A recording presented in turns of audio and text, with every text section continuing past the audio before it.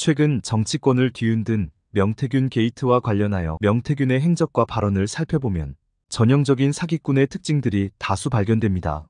그리고 사기꾼의 특징은 동서양 아프리카에서도 똑같이 발견됩니다. 사기 전문 변호사들이 지적한 사기꾼의 주요 특징들과 명태균의 행적을 비교, 분석하여 그가 어떤 점에서 사기꾼의 면모를 보이는지 상세히 살펴보도록 하겠습니다. 사기꾼의 특징 첫째는 과대 포장된 자기 역할과 영향력입니다. 명태균은 자신의 역할과 영향력을 과도하게 부풀리는 모습을 지속적으로 보여왔습니다. 감독 김종인, 연출 이준석, 시나리오 명태균, 후보는 연기라며 마치 자신이 대선의 전체 시나리오를 짰다고 주장했습니다. 또한 대선을 이긴 것도 명씨 덕분이라는 식의 과대망상적 발언도 서슴지 않았습니다. 이는 사기꾼의 대표적 특징인 허세가 심하다는 점과 정확히 일치합니다. 실제 영향력보다 자신을 과대 포장하여 마치 정치권의 막후 실세인 것처럼 행세한 것입니다. 특히 서울시장도 만들었고 김종인도 움직이고 모든 걸 다 아는 분이라는 식의 과대 포장된 자화상은 전형적인 사기꾼의 모습을 보여줍니다. 더욱 주목할 만한 점은 그가 주장하는 영향력의 범위가 점차 확대되는 양상을 보인다는 것입니다. 처음에는 단순한 정치 조언자 정도로 시작했다가 나중에는 대선의 전체 시나리오를 쥐고 있는 키맨으로까지 자신의 위상을 격상시켰습니다. 이러한 점진적 과대망상은 전형적인 사기꾼의 행태와 일치합니다. 잠깐 여기서 좋아요, 구독 댓글 부탁드려요. 사기꾼의 특징 둘째는 구체성 없는 발언과 일관성 결여입니다. 명태균의 발언들을 시간순으로 추적해보면 구체성이 결여되어 있고 상황에 따라 말이 계속 바뀌는 것을 발견할 수 있습니다. 우리 오빠가 누구인지에 대해 처음에는 윤석열 대통령이라고 했다가 나중에는 기억이 안 난다며 말을 바꾸는 모습이 대표적입니다. 특히 주목할 만한 점은 그의 발언이 항상 모호성을 내포하고 있다는 것입니다. 예를 들어 대통령 부부가 매일 아침 스피커폰으로 전화를 걸었다. 김 여사가 자신에게 인수위에서 사람들 면접을 봐달라고 요청했다 등의 발언은 구체적인 날짜, 시간, 상황 등이 모두 빠져 있어 사실 검증이 어렵게 되어 있습니다. 이러한 모호성은 사기꾼들이 자주 사용하는 전략으로 나중에 상황에 따라 말을 바꾸거나 해명할 여지를 남겨두는 것입니다. 사기꾼의 특징 셋째는 전과 기록과 사기 이력입니다.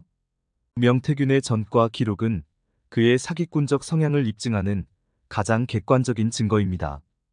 구체적으로 살펴보면 1. 2019년 사기 사건인데 창원시 6급 공무원 승진 청탁 대가로 3천만 원과 225만 원 상당의 골프채를 받고 징역 10개월에 집행유예 2년, 3,225만 원 추징 판결을 받았습니다. 2. 2018년 선거법 위반 사건인데 불법 여론조사 지시 혐의로 기소되어 벌금 600만 원 선고, 2020년 대법원에서 형 확정되었습니다. 3.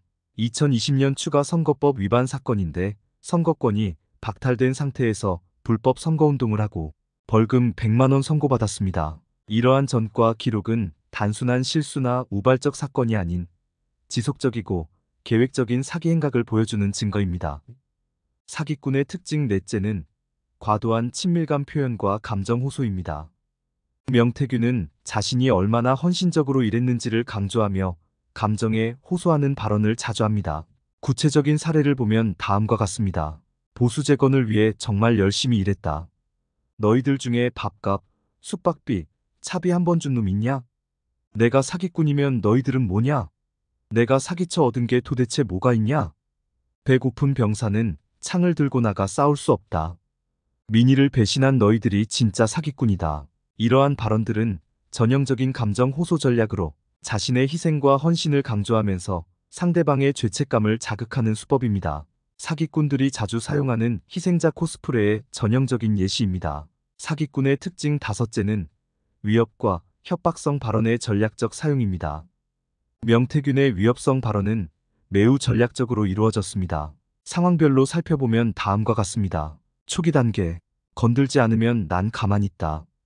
당선시키는 것보다 낙선시키기가 10배 쉬워. 압박이 심해질 때, 김건희 여사와 주고받은 문자는 에피타이저도 아니다. 진짜 최고 중요한 것만 까도 한 200장 넘을 것. 최후 수단으로 지금까지 알려진 것보다 더 큰 건을 터뜨릴 것. 말을 못해서 가만히 있는 줄 아느냐? 이러한 단계적 협박은 전형적인 사기꾼의 수법으로 상황에 따라 점차 수위를 높여가며 상대방을 압박하는 전략입니다. 사기꾼의 특징 여섯째는 증거 조작과 정보 통제의 교묘한 전략입니다. 명태균은 자신이 보유한 증거를 매우 전략적으로 공개하고 통제하는 모습을 보입니다. 정보 통제 전략은 다음과 같은 단계를 거칩니다. 1. 존재 암시 단계. 한 2000장 정도 되는 증거 암시. 진짜 최고 중요한 것만 200장 넘을 것 주장. 2. 부분 공개 단계. 선별적인 카카오톡 메시지 공개. 특정 시점의 통화 기록만 공개. 3. 추가 공개 위협. 나중에 내가 설명하면 또 뒤집어질 것. 진짜 충격받을 것. 이는 전형적인 사기꾼의 정보 통제 전략으로 실제 증거의 존재 여부와 관계없이 상대방을 심리적으로 압박하는 수법입니다. 사기꾼의 특징 7제는 높은 사회적 연결망 과시와 그 허구성입니다. 명태균은 정치권 인사들과의 친분을 과시하는 데 많은 공을 들였습니다.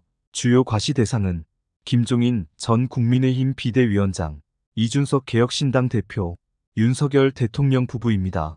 하지만 실제로 이러한 인맥이 검증되었을 때 대부분은 과대 포장되거나 왜곡된 것으로 드러났습니다. 예를 들어 김종인 전 위원장은 명태균을 그렇고 그런 선거철 뜨내기라고 평가했습니다. 사기꾼의 특징 8제는 책임 회피와 피해자 코스프레입니다. 명태균의 책임 회피 전략은 매우 체계적입니다. 1. 자기 정당화. 보수 재건을 위해 정말 열심히 일했다.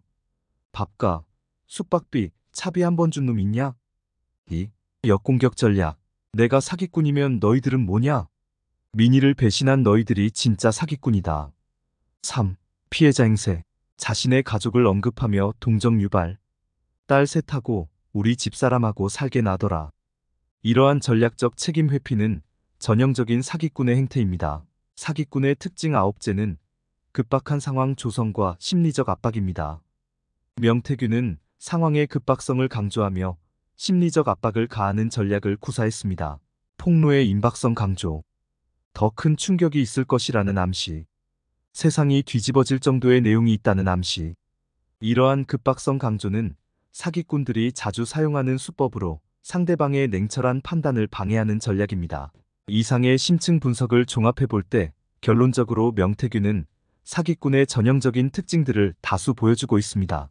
실제 사기 전과 일관성 없는 발언, 과대 포장된 자기 역할, 감정 호소와 협박성 발언, 전략적인 정보 통제 등 거의 모든 측면에서 전형적인 사기꾼의 특징을 보여줍니다. 특히 주목할 만한 점은 그의 행동 패턴이 매우 체계적이고 전략적이라는 것입니다. 이는 우연의 일치나 단순한 성격적 특성이라기보다는 의도적이고 계획적인 기만의 가능성을 더욱 강하게 시사합니다. 다만 이러한 분석이 명태균의 모든 주장이 거짓이라는 것을 의미하지는 않습니다.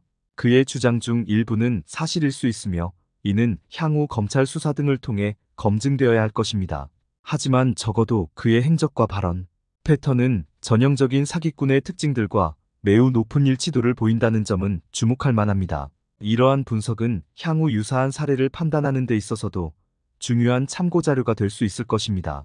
특히 정치권에서 영향력을 행사하는 인물들의 신뢰성을 판단하는 데 있어 하나의 중요한 기준점이 될 수 있을 것입니다. 감사합니다. 여기서 좋아요, 구독, 댓글 부탁드려요.